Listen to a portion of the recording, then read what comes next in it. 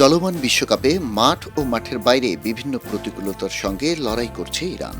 মাঠের লড়াইয়ে এখনও জয়ের দেখা না পেলেও প্রথম দুই ম্যাচেই ড্র করেছে ইরান। গতরাতে লস অ্যাঞ্জেলেসে নিজেদের দ্বিতীয় ম্যাচে শক্তিশালী বেলজিয়ামের বিপক্ষে গোলশূন্য ড্র করেছে দলটি এবং প্রথম ম্যাচের মতো এই ম্যাচের পরও যুক্তরাষ্ট্র ছাড়তে হয়েছে ইরানকে।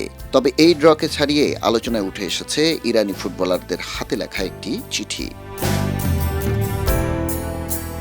যুক্তরাষ্ট্র ছেড়ে মেক্সিকো যাওয়ার আগে সোফিয়া স্টেডিয়ামের ড্রেসিং রুমে একটি চিঠি রেখে যান ইরানি ফুটবলাররা। ইরান ফুটবল ফেডারেশন সেই চিঠির একটি ছবি প্রকাশ করেছে। সেখানে দেখা যায় চিঠিতে তারা লিখেছে, হাজার হাজার বছর আগের প্রাচীন পারস্য থেকে আজকে সভ্য ইরান পর্যন্ত ইরানের চেতনা জীবন্ত ও অটল রয়েছে। চিঠিতে ভেন্যু কর্তৃপক্ষ ও সমর্থকদের কৃতজ্ঞতা জানিয়ে ফুটবলাররা লিখেছে, ধন্যবাদ লস অ্যাঞ্জেলেস আপনাদের আতিথেয়তার জন্য।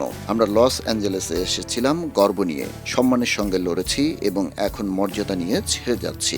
সমর্থকদের কৃতজ্ঞতা জানানোর পাশাপাশি বিশ্বের সকল দেশে শান্তি বজায় রাখার বার্তাও দিয়েছেন ইরানি ফুটবলাররা। তারা লিখেছেন, প্রত্যেক ইরানিয়ানকে ধন্যবাদ যারা তাদের হৃদয়, আওয়াজ এবং প্রাণ দিয়ে দুই ম্যাচে 180 মিনিট আমাদের সমর্থন দিয়েছে। প্রত্যেক দেশের মাঝে শান্তি, সম্মান এবং বন্ধুত্ব বজায় থাকুক। নীল কালিতে লেখা ওই চিঠিতে লাল কালিতে 7, 6, 8 এবং মিনাব নামের দুটি শব্দ উল্লেখ করেছে ইরান, যা স্মরণ করিয়ে দেয় চলতি বছরের 28 ফেব্রুয়ারি মিনাবের একটি স্কুলে যুক্তরাষ্ট্র ও ইসরায়েলের হামলায় 168 জন শিশু প্রাণ হারানোর কথা। এর আগে বিশ্বকাপে নিজেদের প্রথম ম্যাচে নিউজিল্যান্ডের বিপক্ষে 2-2 গোলের ড্র করে ইরান। সেই ম্যাচ শেষ হওয়ার সঙ্গে সঙ্গে যুক্তরাষ্ট্র ছাড়তে বাধ্য করা হয় ইরানকে। এ নিয়ে দলের অধিনায়ক ও কোচ ক্ষোভ জানিয়েছিলেন। বেলজিয়ামের বিপক্ষে ম্যাচ শেষেও একইভাবে যুক্তরাষ্ট্র ছাড়তে হলো তাদের।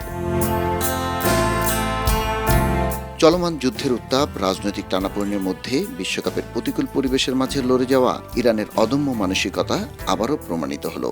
হাতে লেখা একটি চিঠি, যেখানে লেখা কয়েকটি বাক্যে ইরান যেন ড্রেসিং রুমে রেখে গেল অদম্য জাতির বার্তা। আর অদম্য জাতি হিসেবে এভাবেই নিজেদের গল্প লিখছে ইরান।